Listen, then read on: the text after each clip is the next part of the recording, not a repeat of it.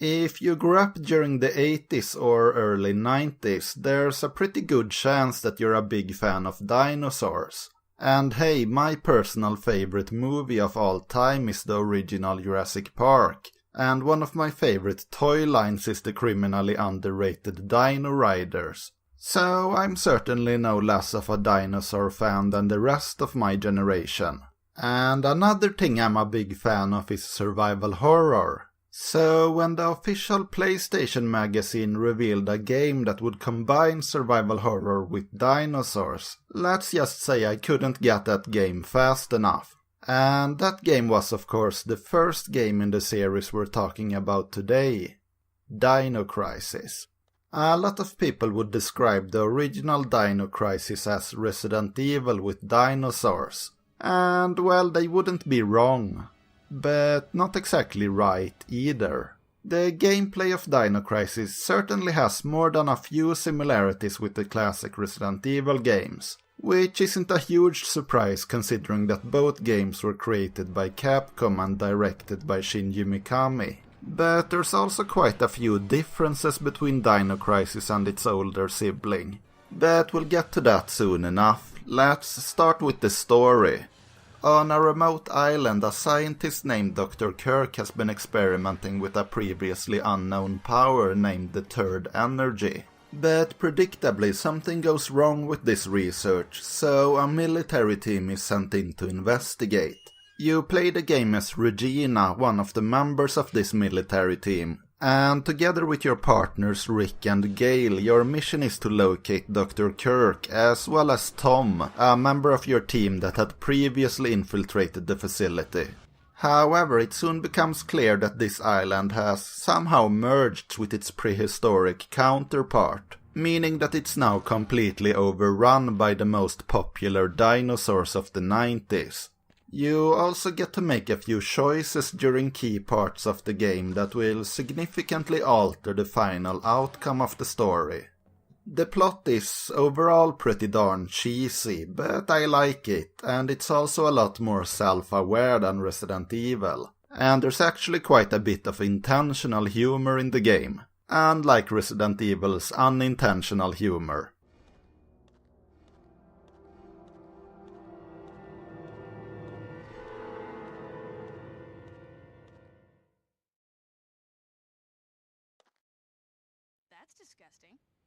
Oh, and the voice acting is a pretty significant step up as well. So, about that gameplay. Well, the basic controls are pretty much identical to the tank controls of the classic Resident Evil games, with the exception that you can actually aim your gun and move at the same time in Dino Crisis. But the thing that sets this game apart is a much bigger focus on the survival part of survival horror. The raptors that serve as the game's main enemies are way faster and stronger than the zombies of Resident Evil, and they can even follow you through doors. But to compensate for this, you're also given a few more options how to deal with them. You can of course take the direct approach and simply shoot the enemies, but even the weakest enemies takes a lot of bullets to put down, and as per survival horror tradition, ammo is a very limited resource. But there's also a few sneakier options available to you.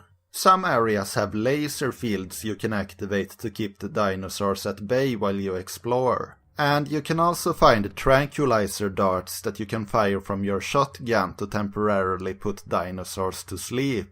That also brings me to another unique aspect of this game, the mixing.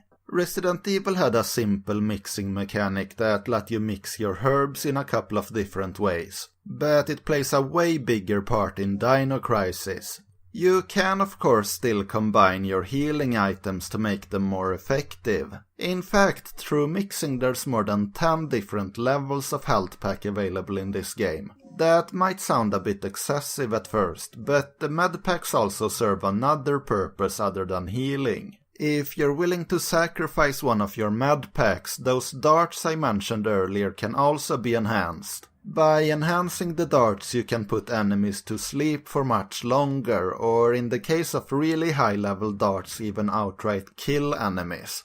So you'll have to choose if you want more effective ways to defend yourself or more chances to heal.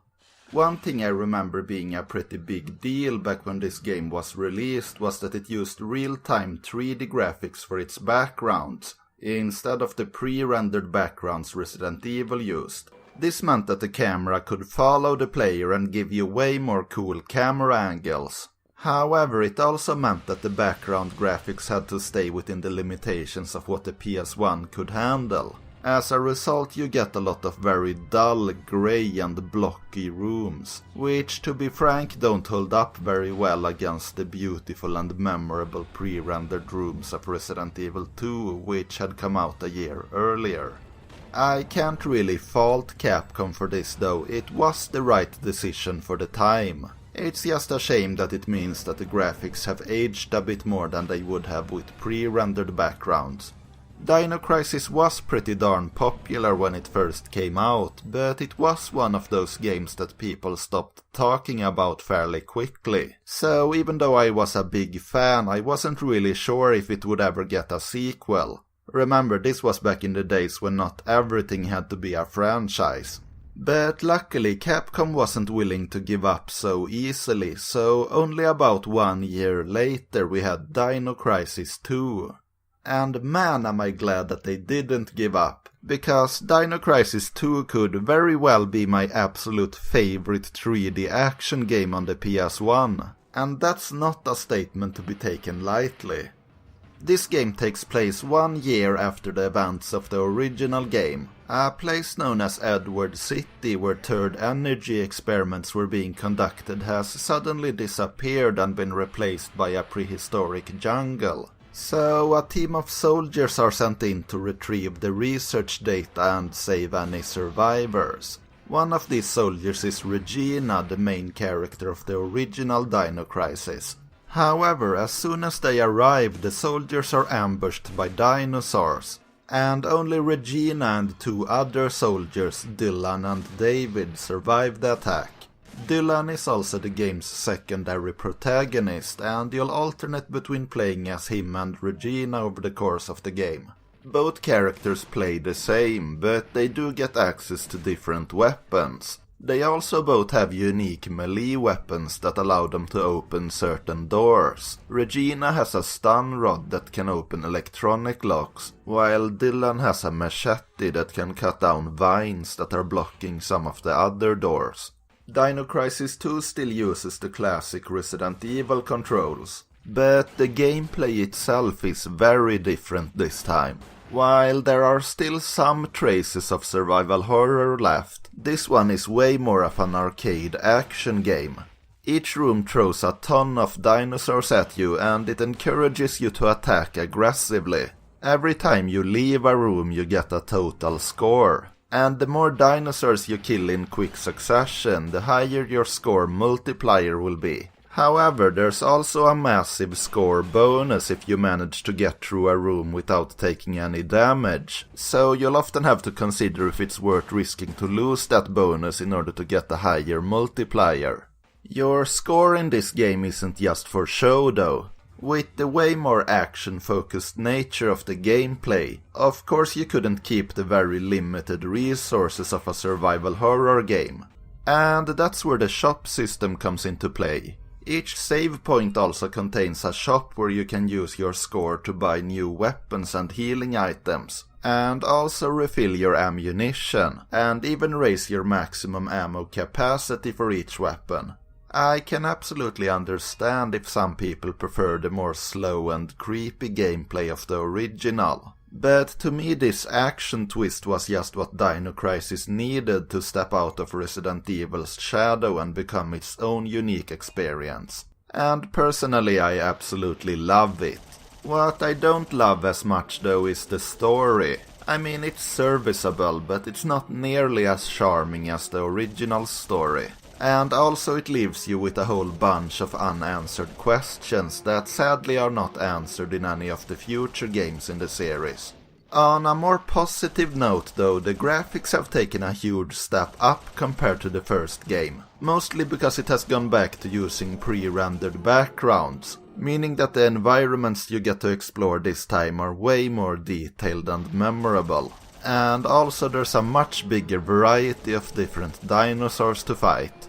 Like I said at the start, Dino Crisis 2 is one of my favorite PS1 action games. But sadly it was also the last Dino Crisis game made in this style, as the future games would take a bit of another direction. Next up we have Dino Stalker. This one is actually the Dino Crisis series answer to Resident Evil Survivor. So if you played that game you have an idea of what to expect here. But if you're unfamiliar with the Survivor series, it's basically a light gun shooter mixed with a very simple FPS. Thanks to Namco's excellent G-Con 2, you're able to use the light gun to fire your weapons, but also move your character around freely instead of being stuck on a set path like in most light gun shooters. And don't worry, if you don't have an old CRT television, you can still play the game with the standard DualShock controller, which for recording purposes is what I'm doing here. But it is of course a bit more fun with a light gun. And if you do have the ability to play the game with a light gun, you can even play with 2 players, with one person playing normally with the analog controller and another helping out with the shooting using the light gun. You play the game as an American World War II fighter pilot, who seconds before getting killed in combat gets teleported back in time to an island full of dinosaurs. Being a light gun game, there's of course not really a big focus on story, but what we do get is at least a bit of cheesy fun. There's even a couple of ties back to Dino Crisis 2, which does make it extra annoying that it doesn't really answer any of the questions that game left you with. But like I said, the story isn't really a big focus. This is really just a short burst of fun, mindless action. Emphasis on short, since the game can easily be beaten in less than 2 hours. But the fun part is important too, since the game is very fun while it lasts. You should definitely prioritize playing the original Dino Crisis games before this, but if you have already finished the first 2 games and want some more dino shooting action, then this certainly isn't a bad option. What you sure as hell shouldn't do though is play Dino Crisis 3. I absolutely hate this game, hate it with a passion. Not necessarily because it's the worst game ever made, I have played worse games than this. No, I hate it because it's called Dino Crisis 3. And at least in my headcanon, it's this game's fault that we never got any more Dino Crisis games after this. The first mistake Dino Crisis 3 makes is the story. Instead of continuing Regina's story and answering the questions left by Dino Crisis 2, this game is set in the future. In space.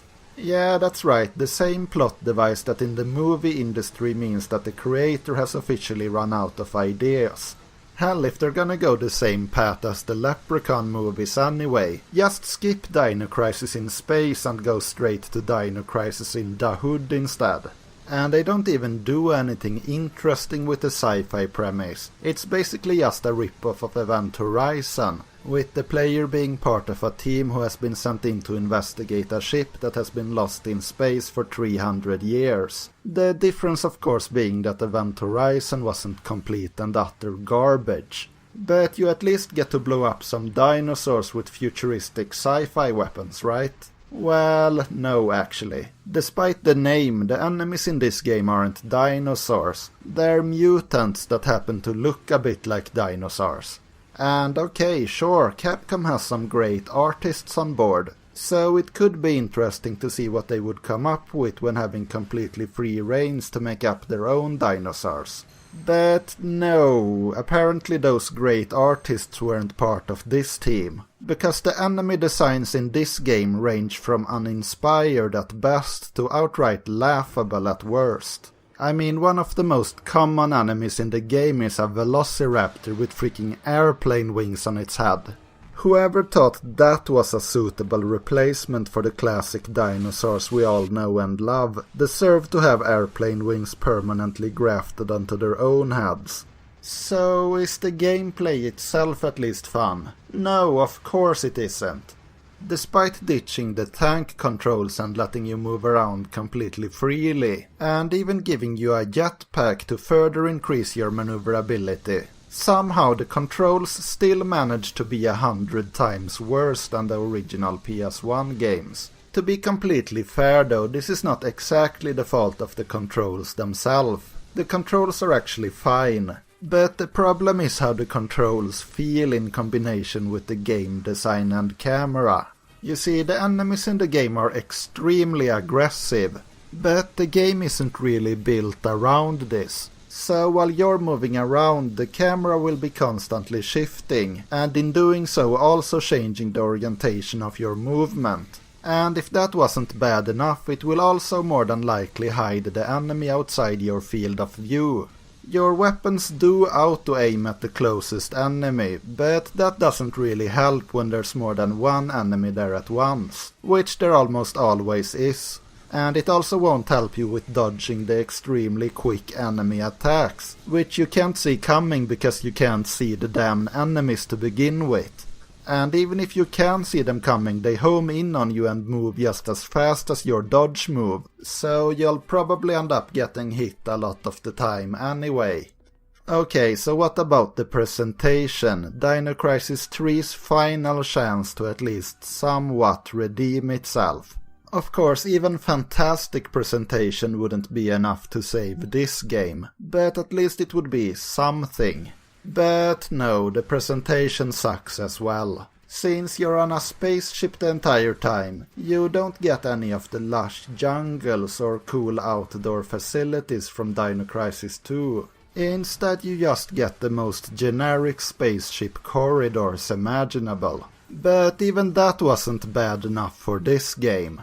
I guess someone in the dev team discovered that the Xbox could do reflective surfaces, and apparently thought it was the coolest thing in the universe. So they decided to make everything super shiny. And to that person I can only say one thing. No matter how shiny you make it, a polished turd is still a turd.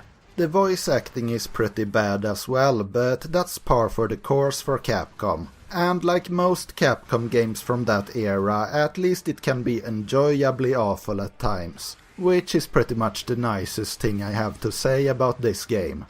There have been rumors that a remake or reboot of Dino Crisis is in the works, and nothing would make me happier because the series certainly deserve a better send-off than Dino Crisis 3. But no matter what the future holds, the first two games are still some of the best games a dinosaur fan can sink their teeth into. And even if the series truly has gone extinct, we still have these fantastic fossils to remember it by.